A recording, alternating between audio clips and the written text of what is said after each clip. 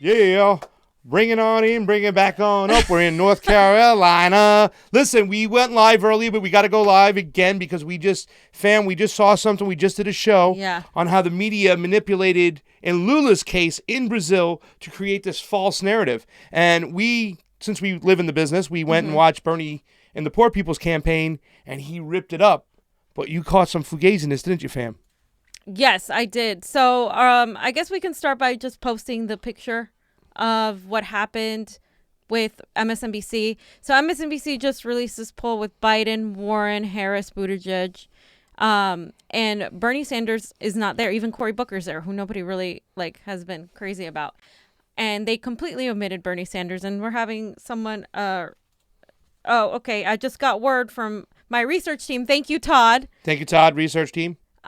They had Bernie was on there, but they had 4%. He had 4%, but they left him out. He was at 4% according to their poll, which we can probably assure if we go into that poll that they sampled a really small sample. Yeah, but how come he has 4% and he's not even there and Booker's there with 3%? Exactly. Because once again, they want to manipulate what's going on. Yes. And when he was in South Carolina, guess what happened the other day? Nico House told us, how about 7 lawmakers endorsed him? And they put this poll up as he was killing it with Reverend Barber. Was he not, fam? Yeah, he was absolutely killing it, and it should be he should be right there after Buttigieg, exactly. So that to me just says this. Look, the mainstream media, it's not a joke. It's fake news. This is what empowers Donald Trump's base, because the Democratic Party is right in line with MSNBC and NBC and CNN and all these people because they fulfilled their narrative. Now, Fox has an entirely different narrative that fulfills that of Trump. But the fact is that they're all pushing for the oligarchy. At the end of the day, they're not for the people. They're giving you their own spin on their narrative. They're not there telling you the truth.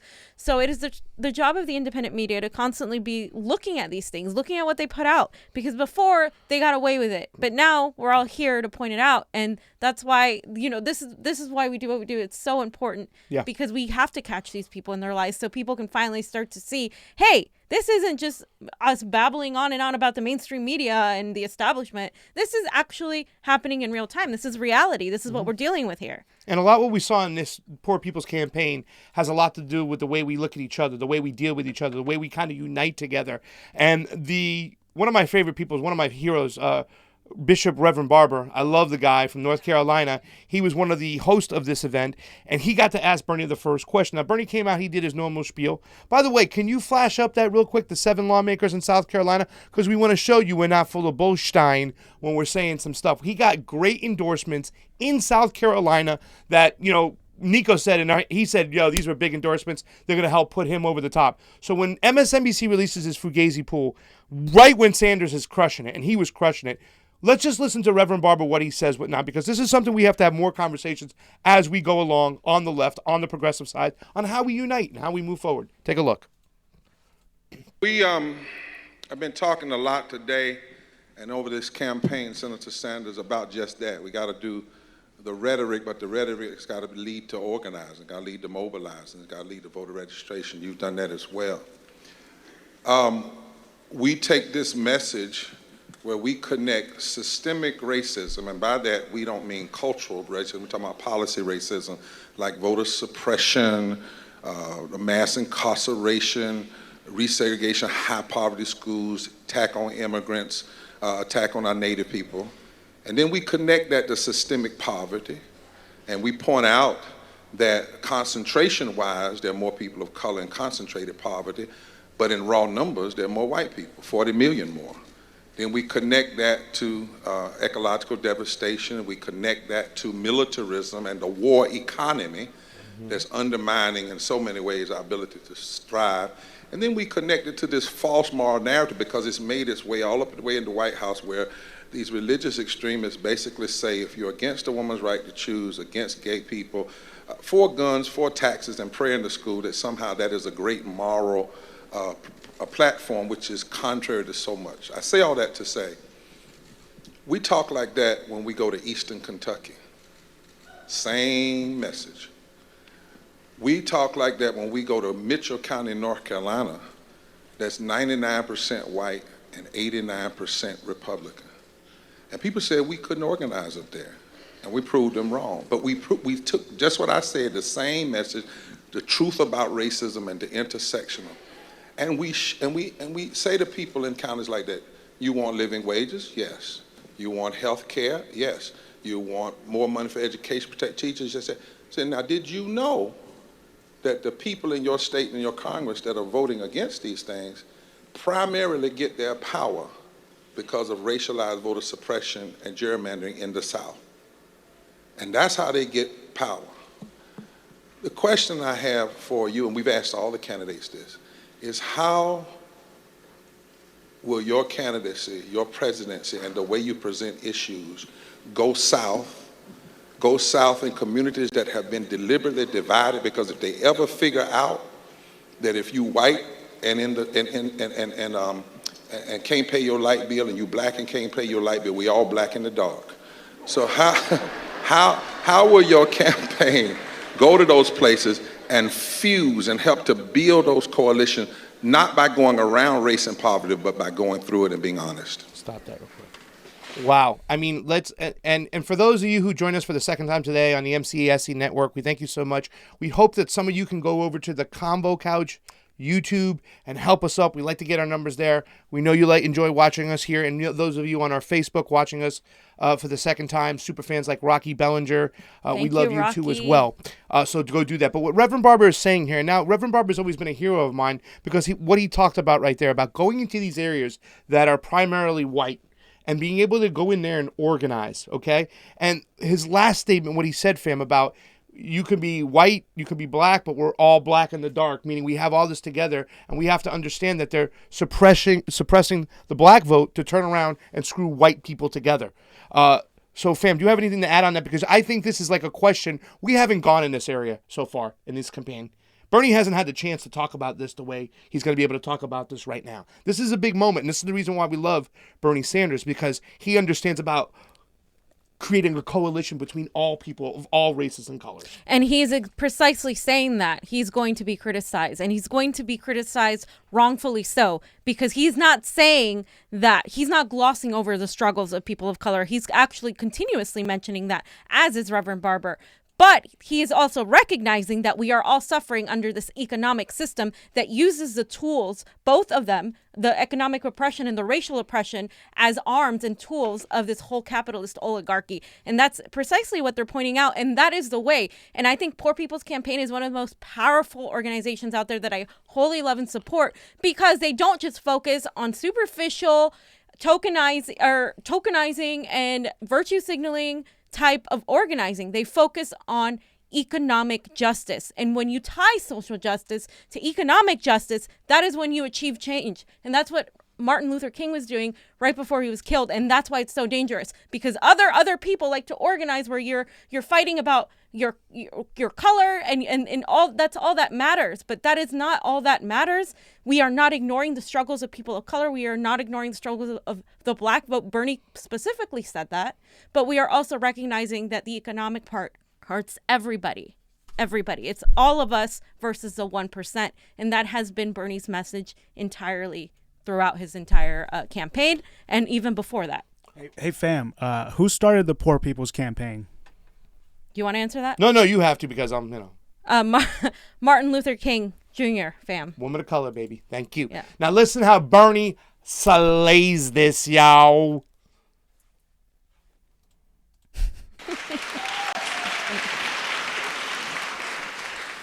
Well, I think that's an enormously important question. And in a sense, that's what we've been doing in this campaign. We have been going to parts of the country where Donald Trump won.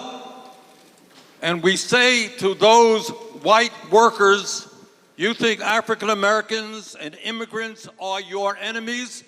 Well, you got it backwards. Why don't you take a look at Wall Street, the drug companies, the insurance companies, and the military-industrial complex?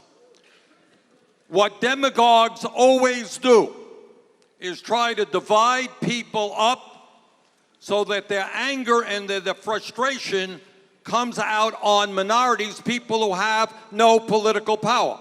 And Reverend, what our campaign is about is exactly the opposite. It is bringing people together and taking on Trump's divisiveness. He wants to divide us up. We have got to come together around a common agenda. Now, you're right. Truth is that percentage-wise, more African Americans and Latinos earn low wages.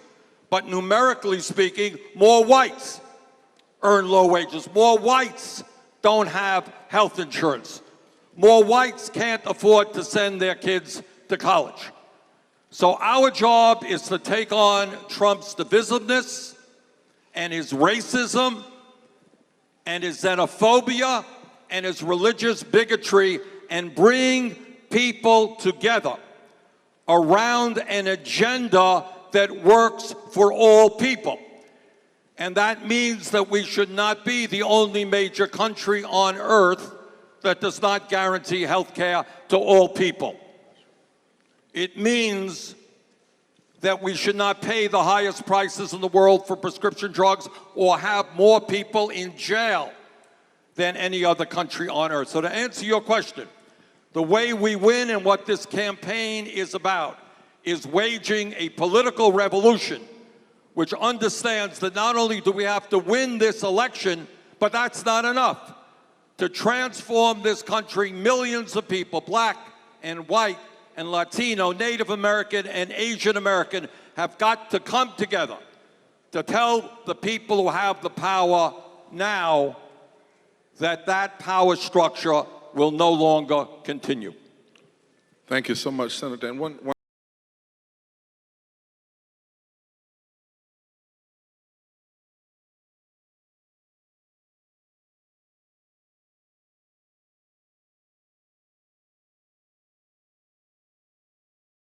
I'm saying just, he's going to get eaten up for it.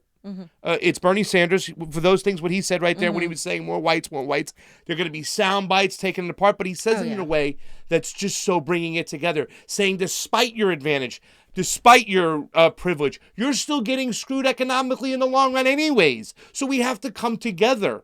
And when you speak of it in this way, and you speak it in the way Reverend Barber does, where you're not just attacking and you're not separating, you're bringing us together because we all have the same common goal. We're all black when the lights are turned out. So let's come together and get this shit done. Recognize who your enemy is. The enemy is the oligarchy. And that's the point Reverend Barber is making as well. It's not just Bernie Sanders. They're echoing each other's points, so to speak. Like, it's really nice seeing this because Bernie is going to get accused of being, an old white guy because of some of the statements he have made out of context. They're going to take these statements, like Pasta said, out of context. So be prepared for it. That is how they shape your mind. We are trying to tell you that what he said is entirely right, and what he is saying is actually it's transcendental, because this is how we come together, is how we see that we are all suffering under this oligarchy. Although we recognize that some are suffering more than others, absolutely, we are suffering all of us against it. And it's so hard for people to accept this without getting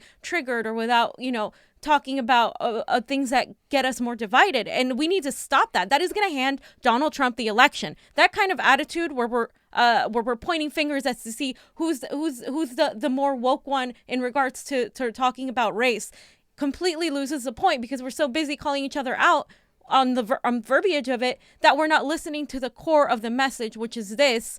And that is an important message that has been going on since the beginning of the civil rights movement.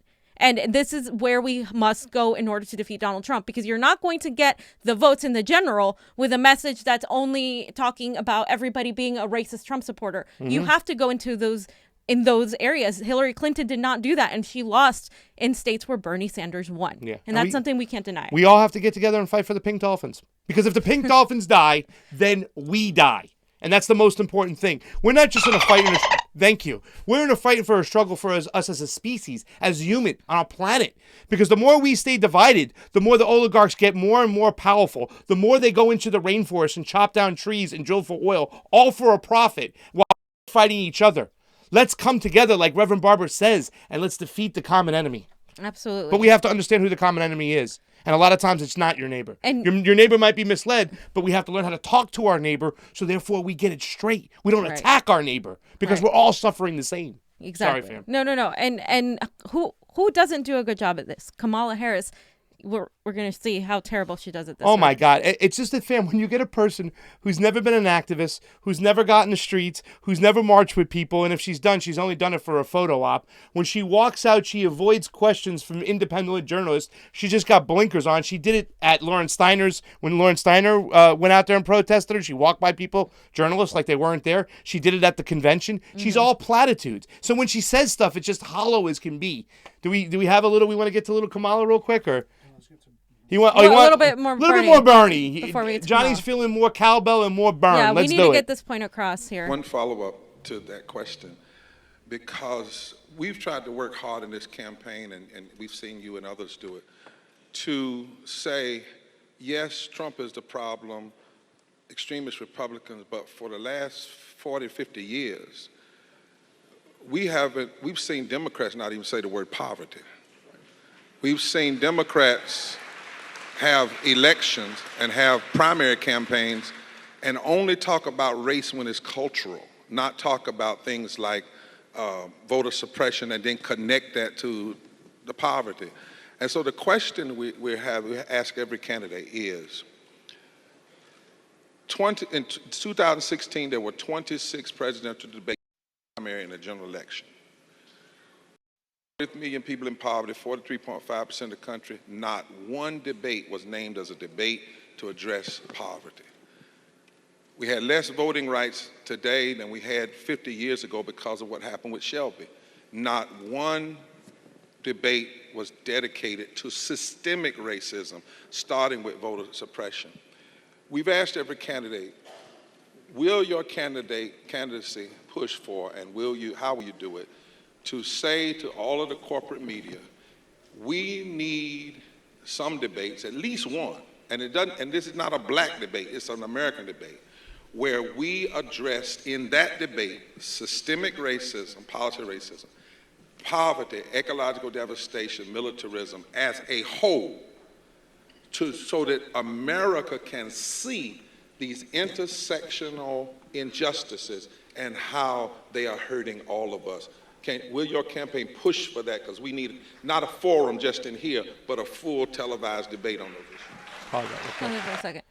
I just want to say that the Convo Couch would like to start a petition, have you sign it, for the Convo Couch to host this debate, the non-mainstream media debate for all those issues, that Reverend, and I call him Dr. Cornel West, Reverend Barber, those are my two heroes, because they talked about these same things at the same time. When the last time the debates, nobody would even say poverty. They weren't even talking about this. I was waiting for Barack Obama to say these things, to talk about these things during his last campaign, but he never did, fam. I'm waiting for MSNBC, CNN, or some pundits out there to make this, to call Reverend Barber a racist, because if those words were spoken by someone that's not him, it would completely be taken as that. And that's he's literally just telling you, like, come on, cut it out. We just need to focus on really how the Democrats tokenize people of color and tokenize the black vote and tokenize the Latino vote. And they do this time and time again. And frankly, we're sick and tired of it. And this is why I don't vote for based on a gender or based on a race. Yeah. It's based on the policies that these people are pushing. And nobody has been pushing domestic policy like that or been an activist tying himself to a woman ever like Bernie Sanders. Yeah, the Rev is for money. He stood with Clinton.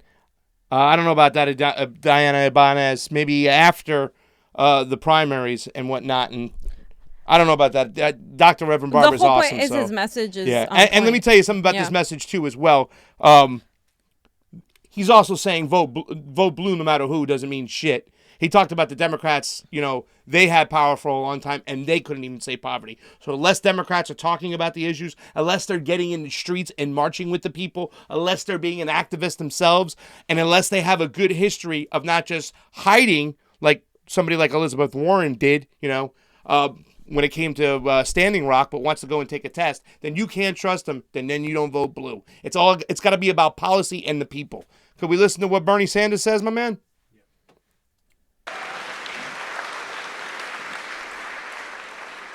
You want a short answer to that question? Yes, of course. Yes.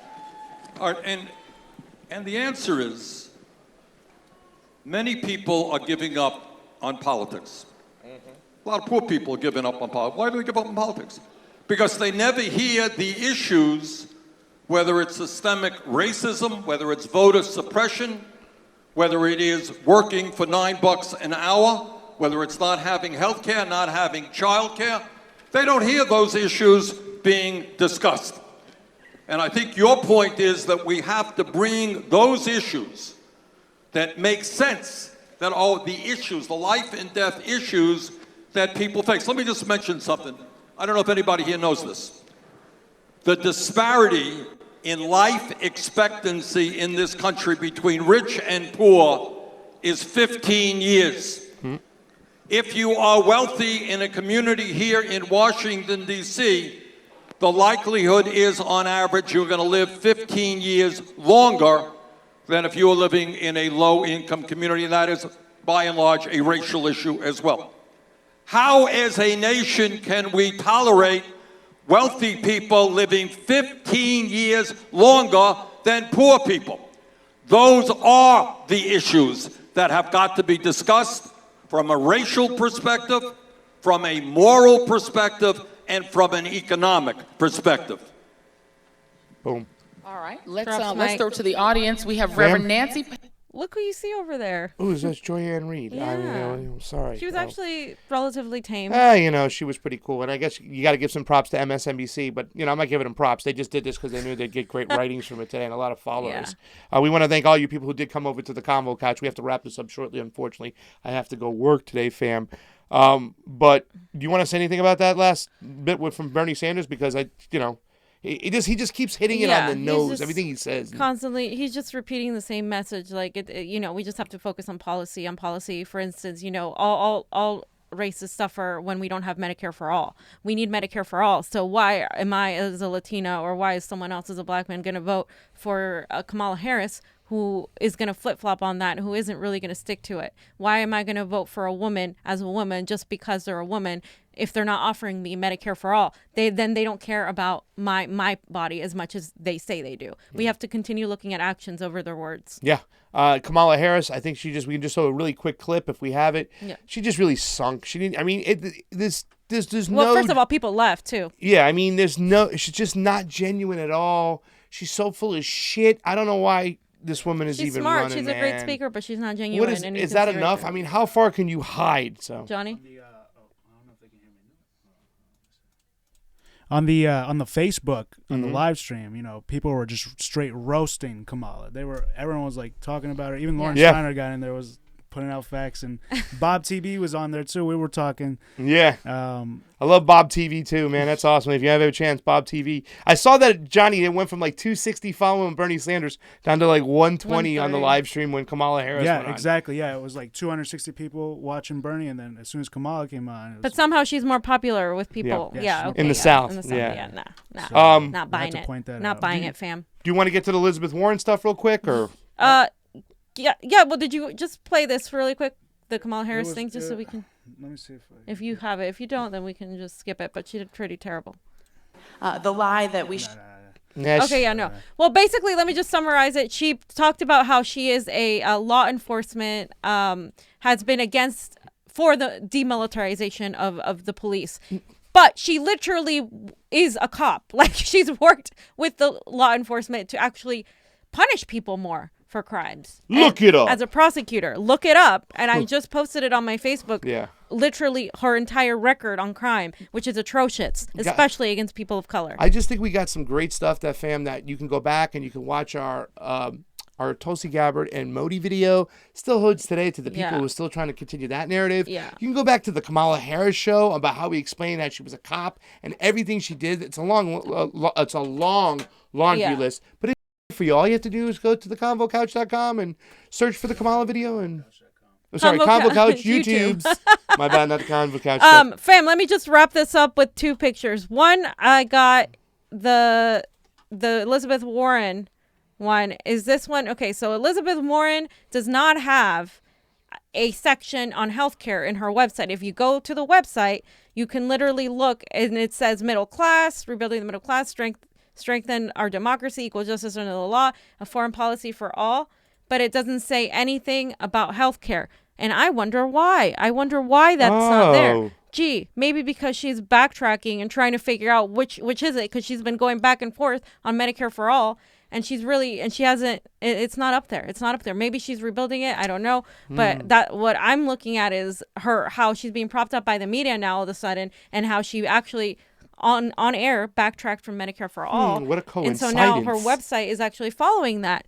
And that just tells you everything, fam. And a lot of people want to gloss over that. Medicare for all is people dying. It's not something you can gloss over. Yeah. And one last thing before we go, our friends Todd and Melissa got us a little picture of just how much Bernie was polling at 4%. Like we said, Right there. I put it on the right there. There it is.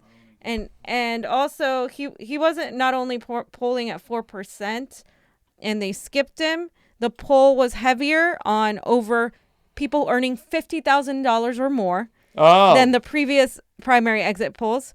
429 black voters were asked, and Bernie was still the favorite among young voters, and the total for the entire poll was 933 people. So first of all, they didn't include only black voters. And the poll was for only 933 people, which isn't that much, but he was still more popular with the youth vote, which tells you this is a manipulated and over 55,000 a year in South Carolina, nevertheless, too, as well. I mean, that's just ridiculous. And not even looking at poor, once again.